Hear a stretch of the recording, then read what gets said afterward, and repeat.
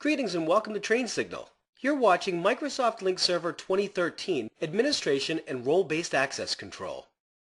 In this video, we'll be looking at the Lync Server 2013 administrative tools, and we'll also take a look at Role-Based Access Control, which is the underlying security model used by Lync.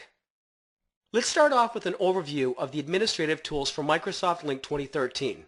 In order to administer the Lync 2013 product, you have to have the necessary tools in order to be able to administer. Well, when you install a Lync 2013 server, the administration tools are automatically installed on that server. So you can sit at the console of a server, or you can possibly remote into the server to gain access to the admin tools. As we're going to see throughout this video, you can also install the administrative tools on another server or on another client machine like a Windows 7 box or possibly Windows 8. Well, what exactly are the tools and how do we get them installed?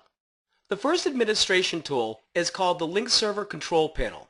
Your Lync Server Control Panel is the graphical user interface. It's a web-based administration console.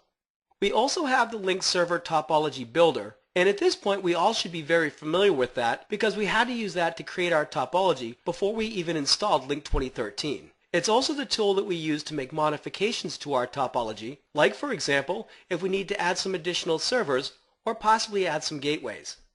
We also have the Lync Server Deployment Wizard, which is an administrative tool that aids in the process of deploying Microsoft Lync. Well, it's a little bit of a catch-22 because the Deployment Wizard is considered one of the admin tools, and when you install the admin tools, you get a shortcut for the Deployment Wizard. Well, we're going to see how to install the Deployment Wizard so you have access to it locally without having to run the setup program to get to it. For more advanced administration, we also have the Lync Server Management Shell, which is a snap-in to the PowerShell 3.0 based environment for Lync. It provides access to roughly about 550 different commandlets that are Microsoft Lync specific. And finally, we have the Lync Server Logging tool, and this is a tool that is used for diagnostic logging or for tracing. So if you're having problems with your Lync server, and maybe you're even on a support call with Microsoft, you may have to use the Lync Server Logging tool to gather information so that we can diagnose the problem. Let's take a closer look at the Lync Server 2013 administration tools. The first thing that we're going to look at is the installation requirements.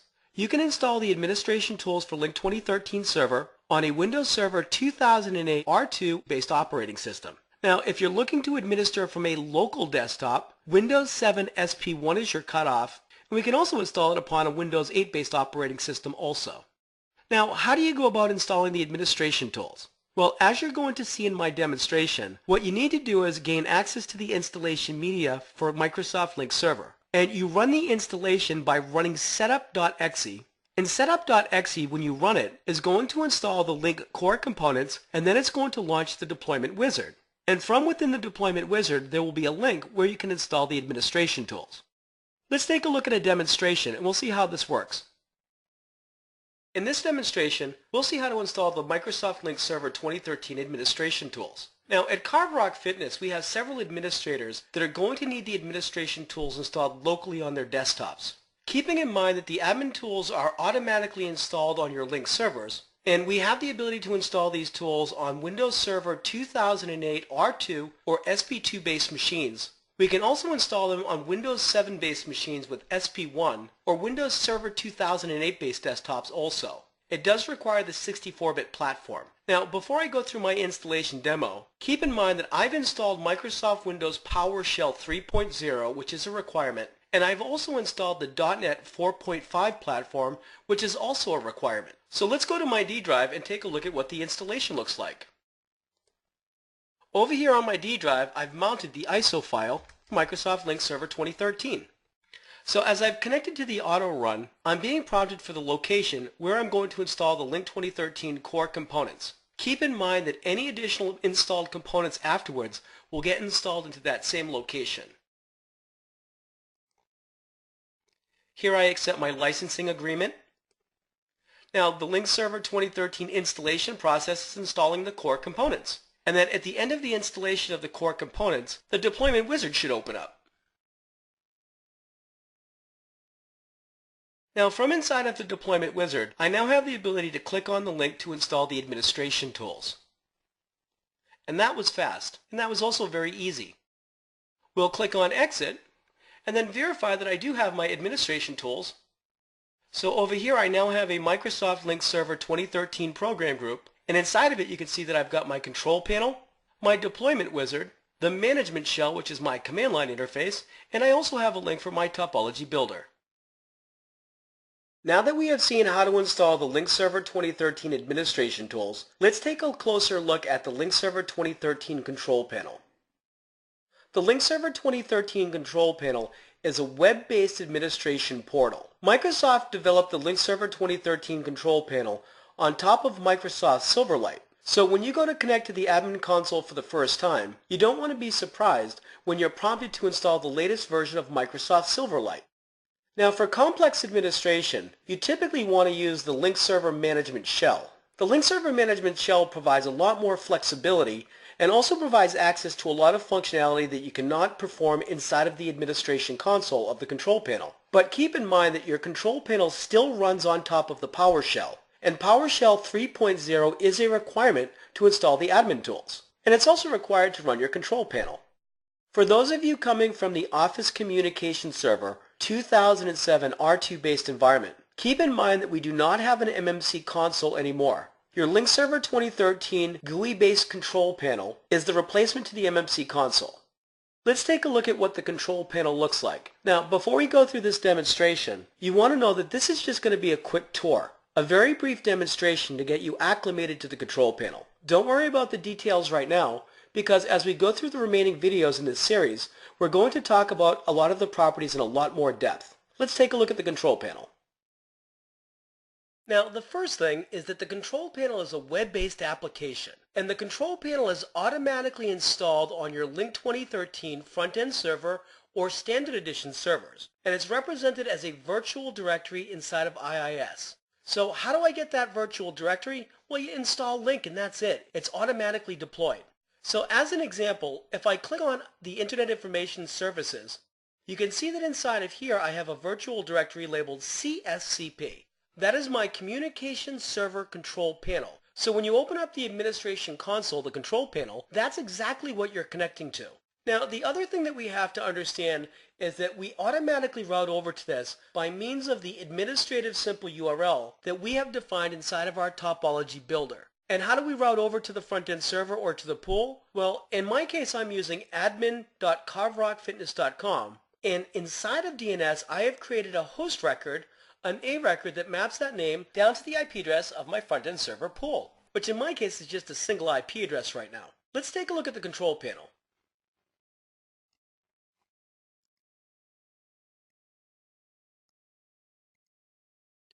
Now, as you open up your control panel, you're prompted for your credentials. Now, I'm logging in as administrator at carvrockfitness.com, and I'll put in my password. And now, based upon my level of access, I will now have the ability to perform whatever administration I will be able to perform. And what I mean by that is that role-based access control will enforce my level of access. Well, fortunately for me, I am a top-level administrator. I'm the CS administrator. Now, when you first open up the control panel, you can see that it brings me to the home link. It says Welcome Administrator, which is my user account, and then I can view my roles, and I'm expecting to see CS Administrator. You also have some quick links to perform top actions. So if I want to enable users for Lync Server, if I want to edit or move users from one pool to another, or if I want to view the topology status, which is basically a quick link over to the topology tab. And if you've deployed the monitoring server reports, you'll also have the ability to gain access to your monitoring server reports right here. Later on in the course, we'll see how to deploy the monitoring server reports, and we'll see how to use them. Now, over to the right, we also have our quick resources like Getting Started, First Run Checklist, information regarding using the control panel, and Microsoft Lync Server 2013. These are just links to online resources. We also have information regarding getting help and some quick links out to the community for forums and blogs. As I go through the demonstration, just keep in mind that this is just going to be a brief tour, because later on throughout the course, as we go through the different videos, we're going to see a lot of these properties in a lot more depth. On the Users tab, here's where you can enable users for Microsoft Lync, and you can also modify users that are currently enabled for Lync. So if I want to search for users, I can use Find. If I want to enable a user for Lync, I can click Enable User, click Add, and then search for the users that I want to enable. So here I have an account for myself, Steve McCassie, We'll click on OK. I will then assign the user account to a pool. So here I only have one pool, pool.carverockfitness.com. And then I will specify the SIP URI format that I'm going to use. And this is used to establish communication sessions for things such as instant messaging, audio video conferencing, and things like that. Now, a lot of organizations will use the user's email address. Why? Because it's unique and it also causes less conflict. But as you'll notice, we can also use other formats. We can also define the telephony integration, whether the clients can use PC to PC audio, or maybe we're going to allow the clients to use enterprise voice so that they can use Microsoft Lync as their voice over IP solution. And you'll notice down below we can also define various policy types for the user.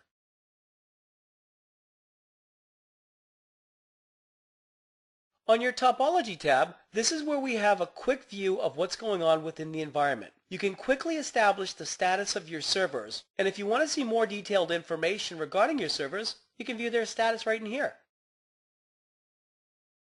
Now, from inside of the console, you can also go to your action drop-down menu list. You can stop services, you can start services, you can also prevent any new sessions with the services on one of your servers.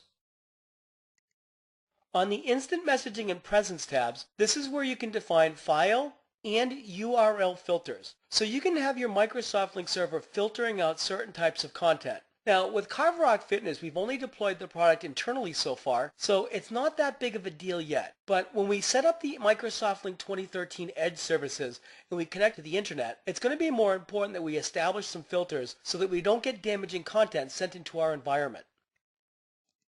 Now, we also have persistent chat, and this is a new feature that has been added into the Microsoft Lync Server 2013 control panel.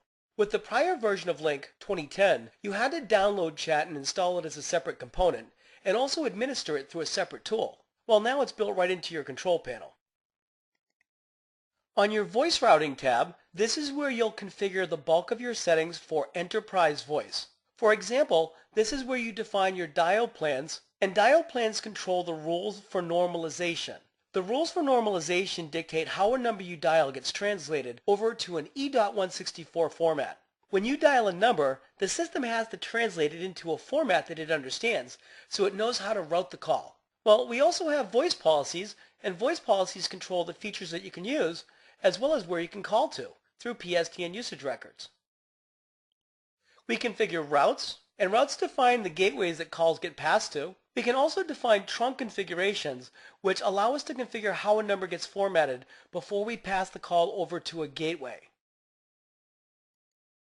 Underneath your voice features, we can configure something called Call Park. Call Park allows you to take a call that came into your phone and transfer it over to a temporary extension. It's like putting a call on hold, but it frees up your phone line. We can also use the unassigned number application component, which is part of RGS. And the unassigned number application support allows me to play recordings for somebody that dials an invalid extension, or more specifically an extension that's not being used by somebody in your organization. So instead of just getting disconnected, we can play a message for somebody and then route their call somewhere else or disconnect them. The Response Groups tab allows me to configure the automated call distribution of Microsoft Lync. This is where you can configure your queues, your groups, and your workflows, and the workflows can be either simple or what we call basic workflows, or they can also be advanced interactive workflows. For example, for marketing, press or say 1. For sales, press or say 2. On the Conferencing tab, we can configure conferencing policies, we can configure dial-in access numbers and the corresponding languages supported by those dial-in access numbers, and we can also define the PIN policy, like for example, by default Microsoft requires your PIN to be at least 5 digits in length. And you cannot use common patterns, like for example, 1, 2, 3, 4, 5. On the Clients tab, we have the ability to define client version policies, so you can define what type of clients are allowed or denied the ability to connect and register into our Lync 2013 environment. We can also configure device updates, which are basically patches to your IP-based phones. And you can also push out your mobility policies from inside of here as well. That's a new feature with Lync 2013. Underneath Federation and External Access, this is where we can define what type of traffic is allowed across the Microsoft Lync Server 2013 Edge server. Just because you set up an Edge server, it doesn't mean you're going to allow all sorts of traffic across it. So for example, here, if you look at my policy, you can see that we can define what type of traffic is going to be enabled or not. Underneath your monitoring and archiving, this is where we can configure a lot of the settings for your monitoring services and your archiving, including the policies that we want to deploy, whether we want to enable the features or not, and also how long we're going to maintain archived content. So for example, if I look at archiving policy, I can choose what type of content I want to archive, internal, external. I can also specify how long I want to maintain content. Underneath your Security tab, we can configure the registrar policy settings, our web services, and our PIN policy settings. Well, as an example, your registrar is the piece that handles the authentication of your clients. And as you can see here, I'm currently allowing Kerberos, integrated Windows authentication, and also certificates-based authentication within my environment. Now finally, underneath the networking configuration, this is where you can define your call admission control settings and if you want to enable something called media bypass. You also have the ability to define location policies which are used for E911.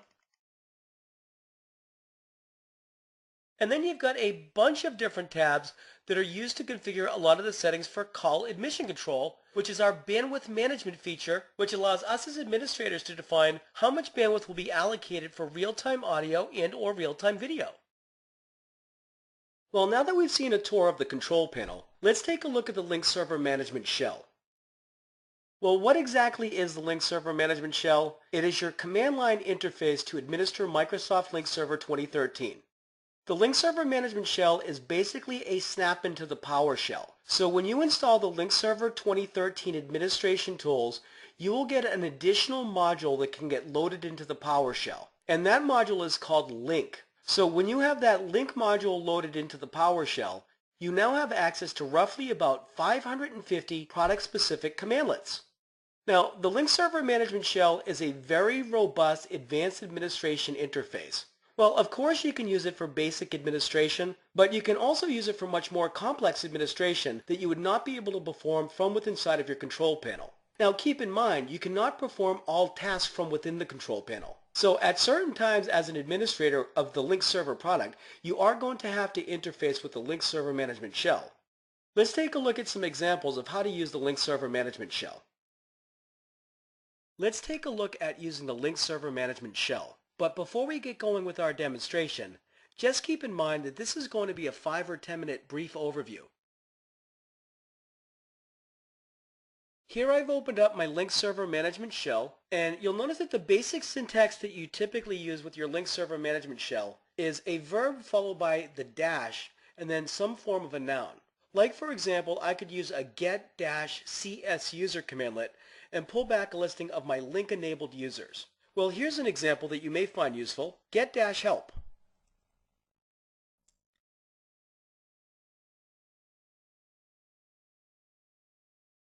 I'm going to use the same exact commandlet, but then I'm going to follow it by a commandlet that I need help on how to use. So here we'll use get-help followed by new-cs voice policy.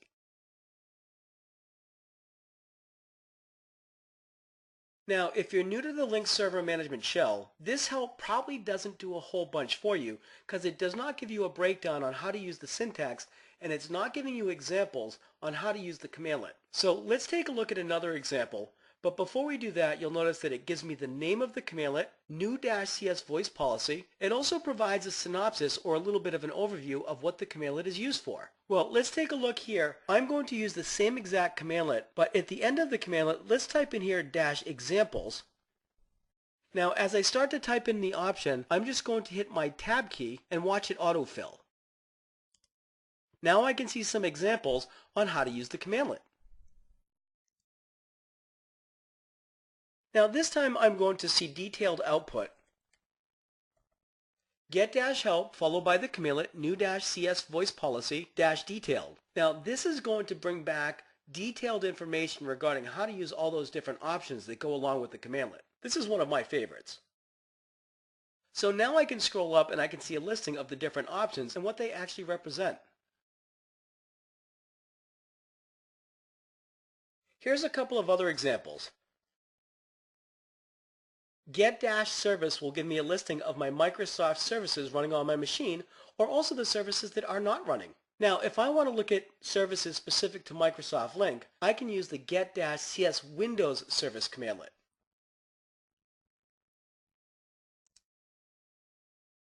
Here's a couple of other examples. And this time what I'm going to do is type get-service, and I want to filter out what I'm looking for with the -display name option. And this time I'm going to look for services that have Windows in their name. So here I have get-service -display name *Windows*, and I should see a listing of all of my services that have the word Windows in the namespace. Now at the top of the list you can see that I have Windows Audio Endpoint Builder, and I also have Windows Audio. Well, if I don't want to see any audio services popping up, I can run that same exact commandlet, but at the end this time I'm going to put in an exclude statement, and let's exclude anything that has *audio*. And you can see how I can now filter down. Now, one of the things that you'll also see as we go through some of the videos is that you can also pipe the results of one commandlet into another. So maybe I use a get commandlet to find the results, and then I pipe the results into a set commandlet to make a change to the objects. So for example, I might get my Lync enabled users and then pipe the results into a move commandlet and move the users over to a separate pool in bulk. As we're using the Lync server management shell, or as we're using the control panel, you have to remember that both of these are actually running on top of RBAC. So your level of access is going to dictate which commandlets you can use and what you have the ability to administer. Let's take a look at role-based access control. As of Microsoft Lync Server 2010, Microsoft has been using role-based access control as the underlying security model used for Microsoft Lync. Now, if you're not familiar with role-based access control, it's a security model based off of different roles. So for example, when you install Microsoft Lync Server 2013 into your environment, one of the things that we did is prepare the forest. And when we prepared the forest, we ended up with a bunch of universal security groups, and those universal security groups are linked to roles. So role-based access control is based on a security best practice. When we add you as a member to a group that's linked to a role, that role has access to different commandlets. So as an example, if I were to add you as a member to the CS Help Desk group, you would be able to use whatever commandlets are linked to that specific role. Like for example, you could lock or unlock a user's PIN. But if you were inside of that group, you would not be able to set up voice policies. Now, with Microsoft Lync Server 2013, you can go in and you can create your own roles, and you can also customize which commandlets are available to the roles. So for any of you coming from a prior Microsoft Lync 2010 background, with Lync 2010, you could create your own roles, and you could also define filters on those roles. So for example, maybe I want to create a new role for user administration, but I don't want you to be able to administer all users. Maybe I only want you to be able to administer users within a certain OU. Well, that's called a filtered scope. And not only can we define filtered scopes like we could with Lync 2010, we can also specifically modify the commandlets that are available inside of the different roles. So we now have a lower level of access that we didn't have with Lync Server 2010. So to provide you with the mile-high view of what's happening, when you extend your Active Directory schema and then you prep your forest for Microsoft Lync, you get a bunch of universal security groups. And those universal security groups are linked to different roles. And those roles are defined by the different commandlets that you can actually use. So in a lot of cases we'll hear the term roles and role entries. So you may have the CS Help Desk role, but that CS Help Desk role is defined by a bunch of role entries which define which commandlets you can actually use or not use. Now, as we go through the demonstration in just a moment, you're also going to see that Microsoft has added a couple of new roles with Lync Server 2013. And if you're new to the product, don't worry about it. We'll give you an overview of all the different roles so you feel comfortable when you're looking at them. Let's take a look at a demonstration and see how this is laid out. Let's start off the demonstration by opening up Active Directory's Users and Computers. Inside of Active Directory's Users and Computers, inside of your user's built-in container, you can see that I've highlighted the Microsoft Lync Universal Security Groups that are used for role-based access control. These are the same universal security groups that got created as you prepared your forest for the installation of Microsoft Lync. Your CS administrator is the top-level administrator for your Lync environment. They can perform all administrative tasks, and they can also define roles and add members to the groups. We have CS Archiving Administrator. These are administrators that can configure the archiving policies and the archiving content. Help Desk administrators have limited troubleshooting capabilities. Your location administrators are people that administer your emergency services in E911, better known as the Location Information Services. Now you'll also notice that Microsoft has added a new category called Persistent Chat Administrator. We didn't have this with Lync Server 2010. It's brand new. We have the CS Response Group Administrator. The CS Response Group Administrator is your Automated Call Distribution Administrator. These are people that can configure the automated call distribution, your workflows, your queues, and your groups. We have Response Group Managers. This is used to define administration for specific workflows. Lync supports server administrators. Server administrators can start and stop services. They can reboot your servers. They can also reconfigure your services for Microsoft Lync. A user administrator for Lync can provision users for the communication server-based environment and apply policies to the users and possibly move users from one pool over to another. The view-only administrator has the ability to monitor your Microsoft Lync server, and they have read access to your Lync information. And then finally at the bottom of the list, we also have our voice administrator. The CS Voice Administrator is an enterprise voice administrator. They can define things such as voice policies, dial plans, trunks, routes, PSTN usage records, things like that. Let's take a look at a couple of examples of how we administer RBAC coming in through the command line. As I go through my Lync Server Management Shell demonstrations, you may notice that I've pre-populated my buffer, the cache with commandlets, or in some cases I'll copy my commandlets from Notepad and paste them inside of the Lync Server Management Shell. I'm doing this so that we can be efficient with the demonstrations during the videos. Microsoft Lync Server has some very lengthy commandlets. We don't want to waste a lot of time typing them out. Here you have an example of the Lync Server Management Shell, and I've got a commandlet inside of the shell, get-cs admin role. I want to retrieve a listing of my administrative roles. Now you'll also notice that I'm taking the results of that commandlet and I'm piping it into a where statement, so I'm going to filter it out. I'm filtering based off of the standard roles. You can see that that's equal to true. And I'm going to take the results and put them in a format table, and it's going to be a very simple output. The only thing I want to see in my table is the identity of my standard roles. And there we go. Let's take a look at some other examples. In this second example, I have get-cs admin role where isStandard role is set to true. I'm going to take the results and put them out into a table format, but I also want to see the commandlets that apply to those different roles. So let's hit enter. Let's take a look at one more commandlet. What if I want to see the commandlets that pertain to a specific role? Well, we have a commandlet for that also. Let's take a look. Here you can see that I have the get-cs admin role, CS User Administrator. So I'm retrieving the role called CS User Administrator, and I'm specifically going to expand the property for commandlets. I want to see which commandlets are available for this specific role. And there you can see as they scrolled up my screen. Well, that's the end of the demonstration, and I hope you've enjoyed the video on administration of Lync Server 2013. We'll see you in the next video.